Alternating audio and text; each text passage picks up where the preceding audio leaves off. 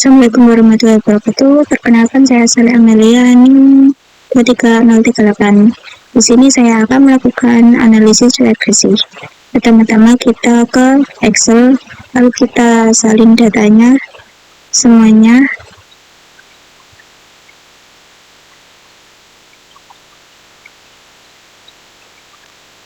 Kita Ctrl C, lalu ke SPSS,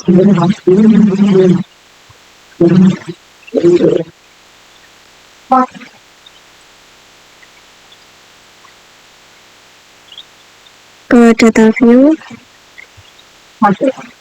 dan klik kanan lalu paste with variable names. Lalu kita ke variable view, yang ini kita ganti X1, terus X2, lalu X3, dan Y. Untuk labelnya ini yang kosong ini, yang X1 nya kita ganti penglihatan, lalu yang S2 nya kita ganti varian makanan,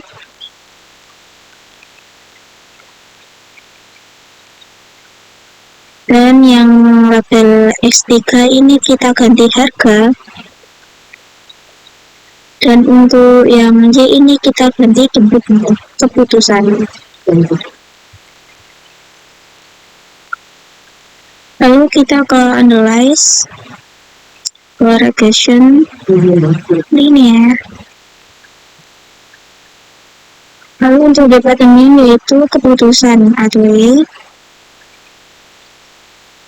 yang independennya yaitu X1 sampai X3.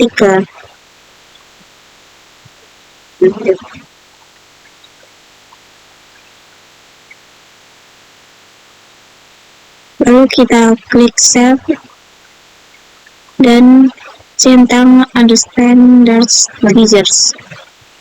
Lalu continue. Oke. Nah, di sini kan sudah ada hasilnya teman-teman. Hasilnya yaitu yang tabel varian under government yaitu menunjukkan hasil regresi dengan variabel dependen, keputusan, dan variabel independen harga, pelayanan, serta makanan yang menggunakan metode enter. Semua variabel dinilai relevan tanpa ada yang dikeluarkan. Dan untuk model summary-nya yaitu menunjukkan bahwa model regresi memiliki kolerasi kuat, yaitu R sama dengan 0,700 dan mampu menjelaskan 49% variabilitas keputusan konsumen berdasarkan harga, pelayanan, dan varian makanan dengan 46,8%. Setelah menyesuaikan, sisa 51% dipengaruhi faktor lain dari luar. Dan rata-rata kesalahan estimasi adalah 2,84134. Dan untuk hasil ANOVA-nya yaitu menunjukkan bahwa model regresi dengan prediktor harga, pelayanan, dan varian makanan signifikan dan mempengaruhi keputusan konsumen yaitu signifikan 0,0. Dan untuk korelasinya yaitu signifikan dan hasil statistik yaitu menunjukkan nilai prediksi keputusan antara 17,08 sampai 32,25 dengan rata-rata 23,6, residual sekitar dari min 5,53 hingga 5,75 dengan rata-rata 0, menunjukkan kesalahan prediksi terdistribusi seimbang. Standar residual antara 1,945 hingga 2,023 dengan standar deviasi 0,98 menandakan prediksi model akurat dan bebas dari outlier signifikan. Baik, dilanjut oleh teman saya. Assalamualaikum warahmatullahi wabarakatuh. Perkenalkan, saya Mayang Widaya, NIM 150. Setelah tadi kita melakukan uji analisis, sekarang kita akan melakukan uji analisis normalitas. Yang pertama yaitu kita klik analyze, kemudian ke non parametric test, lalu ke legasi dialog, dan ke satu sampel KS. Nah, kita hanya memindahkan variabel unstandardis ini ya teman-teman. Kemudian kita klik OK.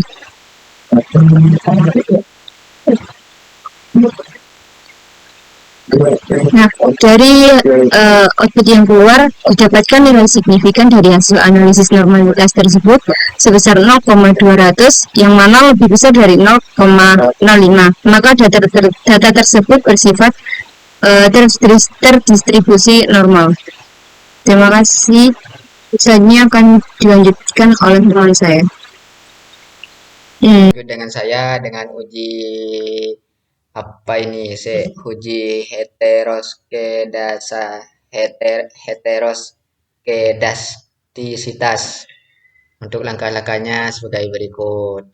Kita langsung ke transform, kita compute variabel, dan untuk anunya kita ini udah ya, sebelumnya kita ketik absid di sini, terus kita klik all, terus setelah itu muncul tab di sini, terus kita klik ABS 2 kali, terus kita di sini kita geser scroll ke bawah sampai ke muncul ke residual 1, kita klik 2 kali juga, terus kita klik OK, terus OK. Di sini sudah muncul untuk untuk interpretasi heterosceditas, tapi ini ada kelanjutannya. Terus setelah itu langsung muncul di sini, langsung muncul hasil dari langkah-langkah yang tadi. Terus kita klik analyze, selanjutnya kita klik analyze, terus kita regression, terus kita linear. Ini. Terus untuk ini kita kepuasan pembelian makanan ini yang di bawah ini. Terus jangan lupa untuk ininya kita ubah absid. Ubah absid. Klik 2 kali. Ini masuk. Oh, ini belum dilempar ini. Maaf. Ini absid. Terus kita geser kanan. Terus untuk layanan kita masukkan. Terus set varian harga. Sudah masuk semua. Terus kita klik OK. Dan muncul untuk hasil dari uji heteroskedastisitas untuk interpretasi ini, jika nilai signifikansi lebih besar dari 0,05 maka berkesimpulan data tidak terjadi gejala heteroskedasis berdasarkan tabel uji di atas. Dapat dilihat bahwa nilai signifikansinya secara berturut-turut sebesar 0,005, 0,056, 0,023, 0,001 lebih kecil atau sama dengan 0,05, sehingga dapat disimpulkan bahwa data yang diuji terjadi gejala heteroskedastisitas sehingga untuk uji heteroskedastisitas dalam data tersebut masih belum dikatakan terpenuhi. Mungkin cukup sekian dari saya. Terima kasih. Coba deh. Di sini selanjutnya dengan saya, di mana pertama-tama kita masuk ke SPSS yang sudah di copy semua datanya dari Excel. Terus kita ke analyze, terus kita ke regression, terus ke linear. Terus di sini diketahui bahwasanya keputusan pemilihan makanan dan untuk pelayanannya kita pindah ke kanan dan varian makanan kita pindah ke kanan. Terus kita ke statistik. Terus untuk mode fitnya kita checklist, sama coordinate diagnostic kita checklist, estimate kita checklist, European Western kita checklist, terus continue. Terus klik OK. Continue dulu, terus OK. Di sini dimana untuk interpretasinya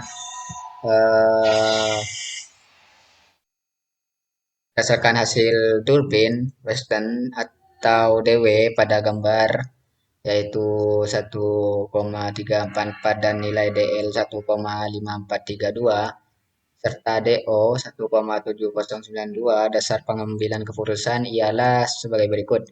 Jika DW kurang dari DL dalam kurung 1,344 kurang lebih 1,5432 karena nilai DW lebih kecil dari DL, maka kita dapat menyimpulkan bahwa terdapat autokorelasi positif dalam model ini.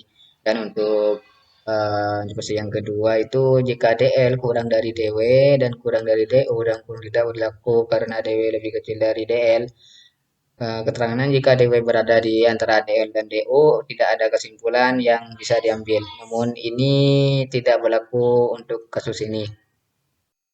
Dan yang ketiga, jika DO kurang dari DW kurang 4 min DO tidak berlaku karena DW lebih kecil dari DO. Jika DW berada di rentang ini, tidak ada autokorelasi karena nilai Durbin-Weston dalam kurung 1,34 lebih kecil dari DL dalam kurung 1,5432 dapat disimpulkan bahwa model regresi ini mengalami autokorelasi positif. Ini menunjukkan bahwa terdapat pola korelasi antar error pada periode yang berdekatan yang bisa mempengaruhi veritas estimasi regresi. Dan mungkin untuk interpretasi atau korelasinya hanya sekian.